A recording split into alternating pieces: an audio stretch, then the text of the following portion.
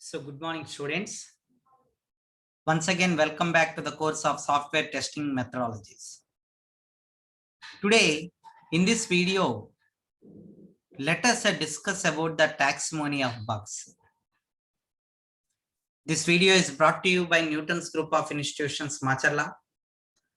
This is Arvind Egireddy from the Department of Computer Science and Engineering. So here, coming to the taxonomy of bugs, there is no universally correct way to categorize the bugs. Therefore, the taxonomy, which is not rigid. So, a given bug can be put into one or another category depending on its history and the programmer's state of mind. So here, the major categories of the bugs are requirements, features and functionality bugs,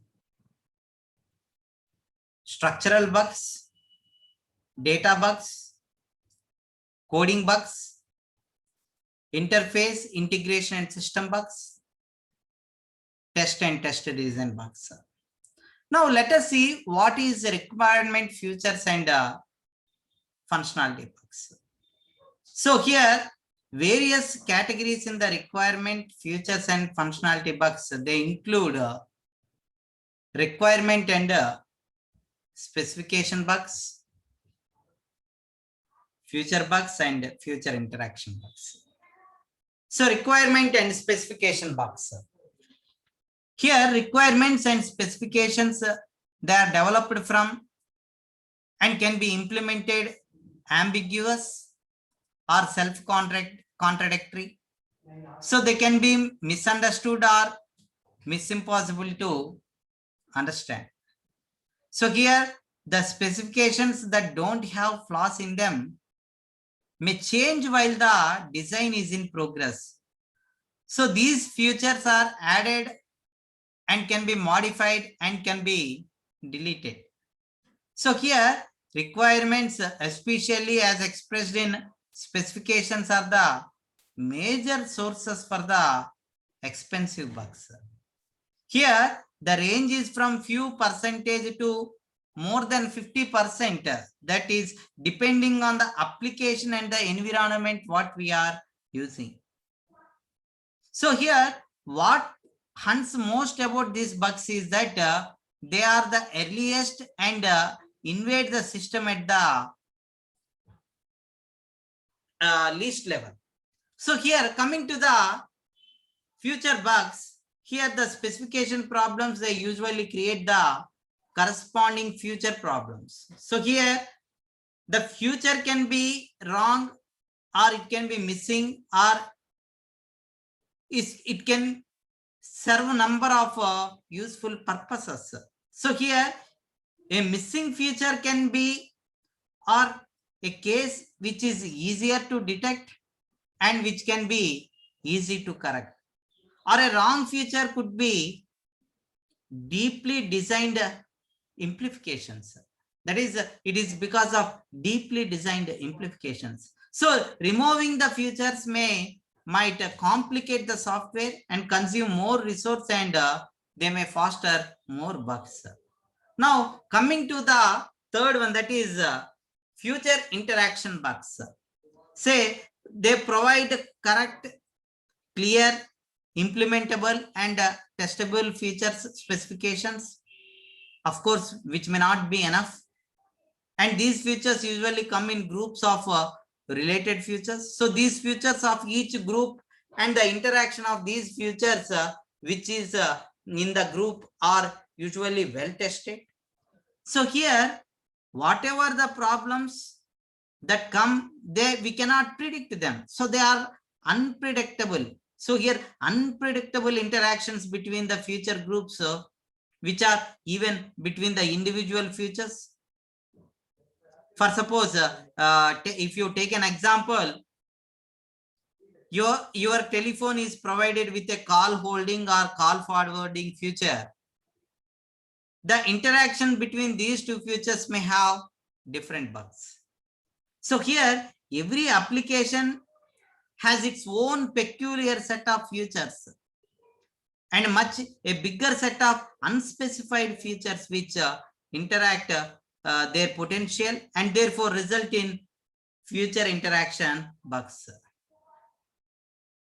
Now here, what are the different specification and future bug remedies? So here, most future bugs, they are rooted in human and human communication problems. And one solution is to use an high level formal specification languages or the systems. So such languages and systems that provide short-term support, but in long-term run, they may not solve the problem. So here, short-term support. What do we mean by short-term support? Here, the specification languages, they are going to facilitate formalization of the requirements and inconsistency and ambiguity analysis. Whereas coming to long-term support, here it assumes that we have a great specification language and that can be used to create the unambiguous, complicated specifications with unambiguous, complete test stand consistent test criteria.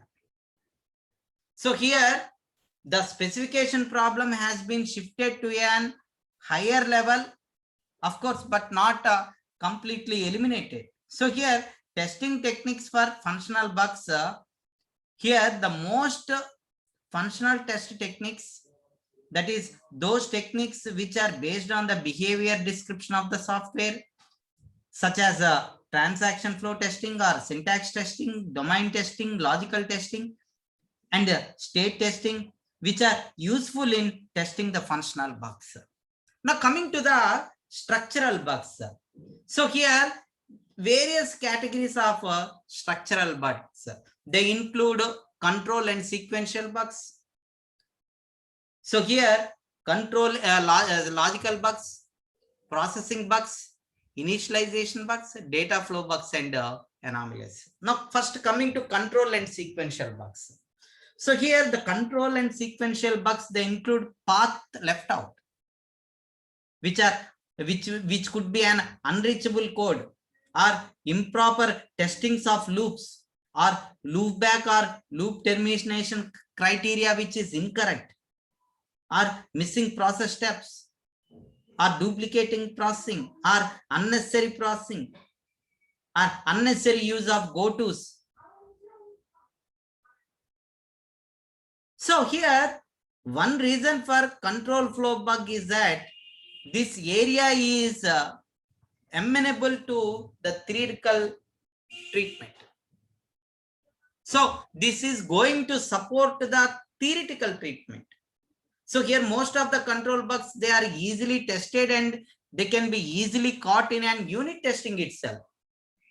And another reason for control flow bugs is that this is the use of old case, especially like programs like COBOL or ALP. So here the ALP and COBOL code, which are dominated by the control flow bugs. So here control and sequence bugs at all levels are caught by the testing, especially structural testing, more specifically path testing. So here, by using the bottom line functional test based on the specifications, we can control the sequence bugs. So coming to the second one, that is logical bugs. So logical bugs are nothing but the bugs which are present in the logic.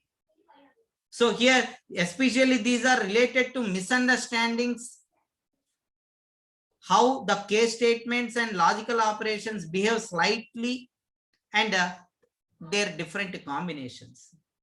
So these also include evaluation of Boolean expressions or nested if then else constructs. So if the bugs are part of the logic that is related to Boolean processing and which are not related to the control flow, then they are called as processing bugs. So if the bugs are part of the logical expression, that is because of the control flow statements, and which is used to direct the control flow, then they are categorized as control flow bugs. So here, processing bugs.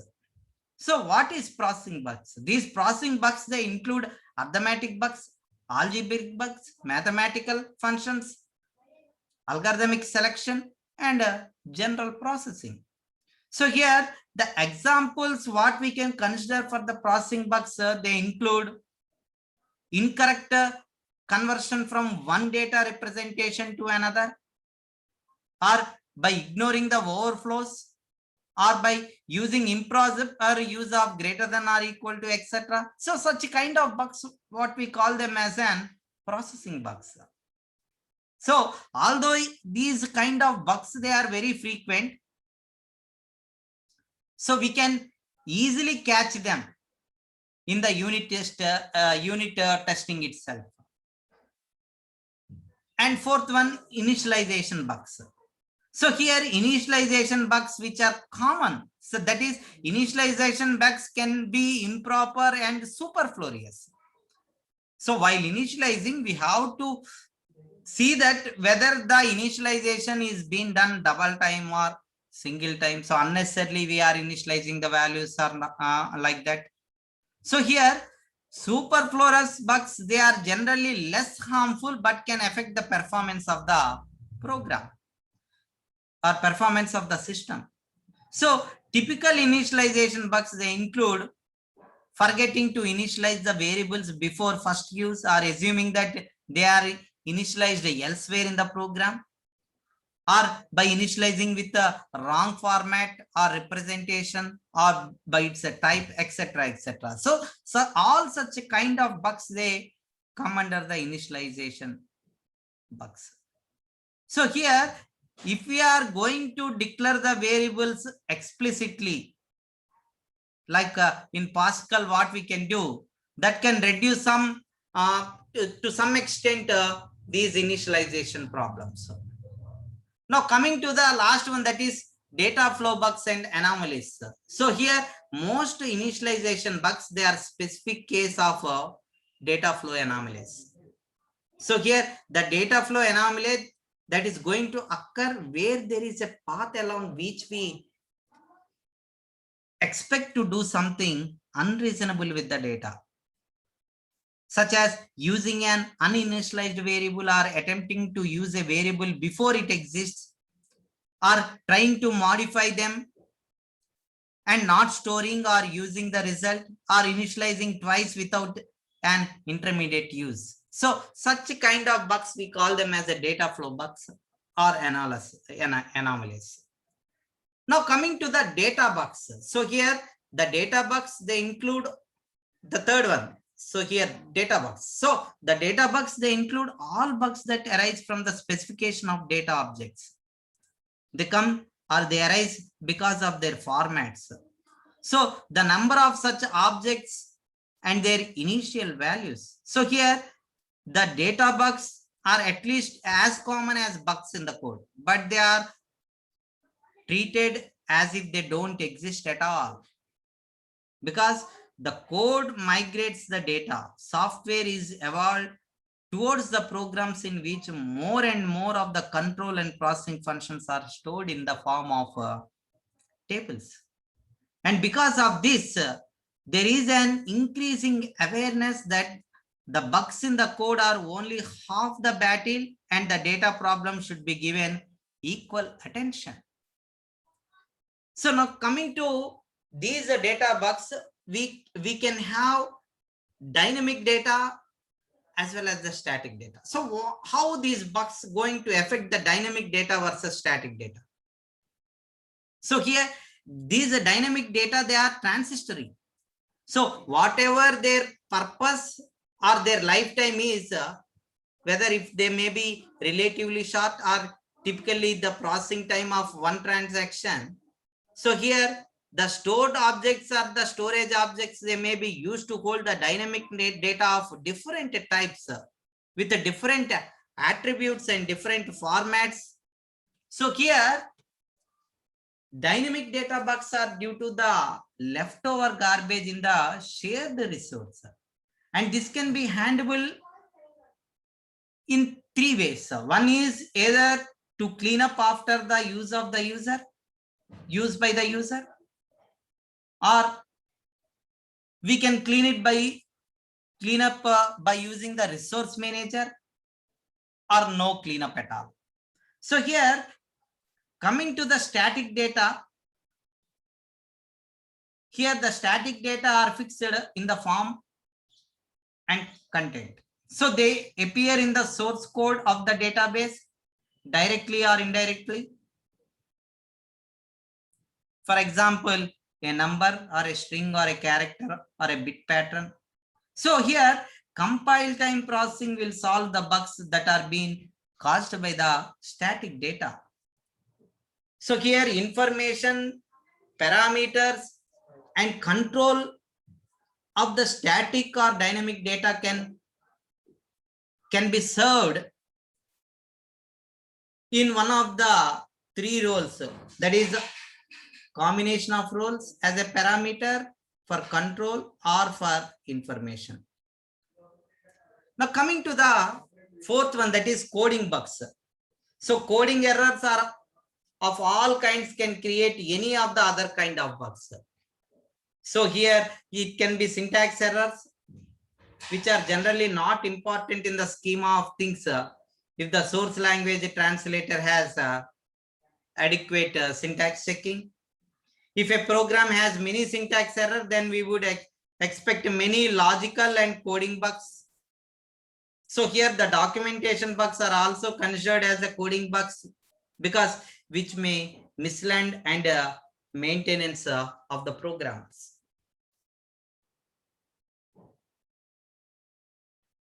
Now coming to the fifth one, interface integration and system bugs.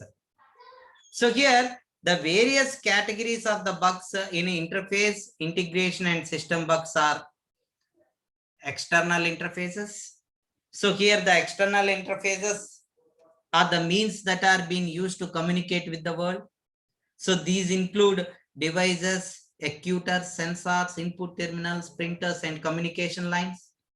So here the primary design criteria for an interface without outside world should be robustness. So here all external interfaces, human or machine, should employ a protocol. So here the protocol may be wrong or incorrectly implemented.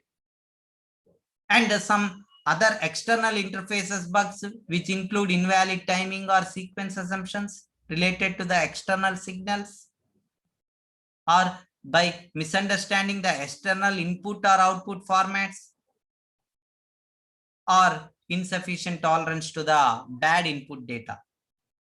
Now coming to the internal interfaces, the internal interfaces are the principles, not different from the external interfaces, but they are more controlled. So the best example of internal interfaces are communicating routines. So here the external environment is fixed and the system must adapt it to it, of course, but the internal environment which consists of interfaces with other components can be negotiated. So here internal interfaces, they have the same problem as that of external interfaces. And hardware architecture, so bugs related to hardware architecture. So these are originated mostly from misunderstanding how the hardware works. So here the examples of hardware architecture bugs may be because of address generation errors or IO device operations or instruction errors, or because of waiting too long for the response, or incorrect interrupt handlings, etc., etc. And the main remedy for these hardware architecture and interface problems can be done by using twofold. One is good programming and testing, and the second one is centralization of the hardware interface by using some sort of specialist. And next, operating system bugs. So here the program bugs which are related to the operating system, which are combination of hardware architecture and the interface bugs, which are mostly caused by the misunderstanding of what is in the operating system and what that particular operating system does. So using operating system interface specialists and by using of explicit interface modules or macros for all operating system calls, this approach may not eliminate the bugs, but at least will localize them and make testing easier. So here, coming to software architecture. So here software architecture bugs are the kind that are called as interactive, because here the routines can pass unit and integration testing without revealing such bugs. So many of them, they depend on the load and their symptoms, which emerge only when the system is stressed. So here the samples for such bugs are assumptions that there will be no interrupts, failure to block or unblock the interrupts, or assumptions that the memory and registers were initialized or not initialized, etc., etc. So here the careful integration of these modules, which are subjecting to the final system to a stress test, which are effective methods for these bugs. Next one is control and sequence bugs. These are at a system level. So these bugs, they include ignored timing, assuming that the events occur in a specific sequence, or working on data before all the data has been arrived from the disk, or waiting for an impossible combination of prerequisites, or missing wrong, redundant, superfluous process steps. So the remedy for these bugs is very highly structured sequential control. So here specialized internal sequential controlling mechanisms, which are more helpful for to overcome these system level bugs. Next, resource management problems. So here in the resource management problems, many memory is being subdivided into dynamically allocated resources such as buffers, blocks, queue blocks, task control blocks, or overlay buffers. So here external mass storage units such as the disks are subdivided into memory resource pools. So some resource management and usage bugs, they require resource not obtained, or wrong resource used, or resource which is already in use, or resource because of deadlock, etc., etc. And here for resource management, there are so many remedies. One of the important design remedy is just to prevent the bug, which is always preferable to test this method whenever we discover them. So here the design remedy is the resource management, which is to keep the resource structure as simple as possible. Next, integration bugs. So here integration bugs are the bugs that are having to do with the integration of and with the interfaces between the working and tested components. And these bugs, they result from inconsistencies or incompatibilities between the components. So here the communication methods, they include data structures, which we call as sequences or registers, semaphores, communication links, and protocol results in the integration bugs.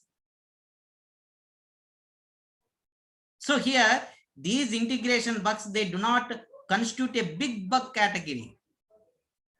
Of course, they are expensive category because they are usually caught late in the game, and because they force changes in several components on the data structures. Now coming to the system bugs,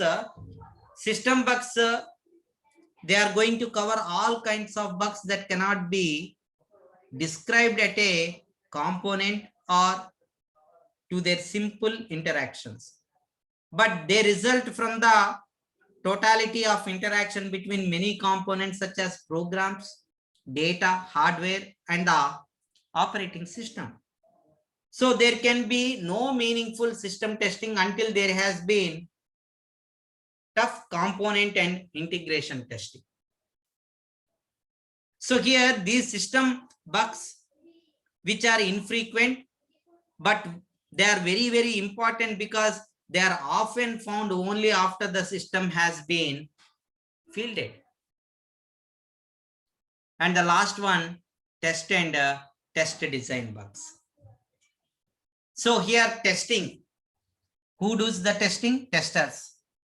So here the testers, they have no immunity to bugs. So here the testers, they require complicated scenarios and database. They require code, or they require the equivalent to execute, and consequently they can have different types of bugs. So here the testers, they should have some test criteria. If the specification is correct, then it is correctly interpreted and implemented, and a proper test has been designed. But if the software behavior is judged maybe which is incorrect or which is impossible, so here a proper test criteria, that what we have designed, or maybe because of the complications in the criteria, then it is very difficult. So the remedy for this thing is, we have to test debugging, we have to test quality assurance, we have to test execution automation, and we have to test design automation. So that's all for now. I hope you understood this video. So if you like this video, please subscribe to my channel and press the bell icon for the latest notification.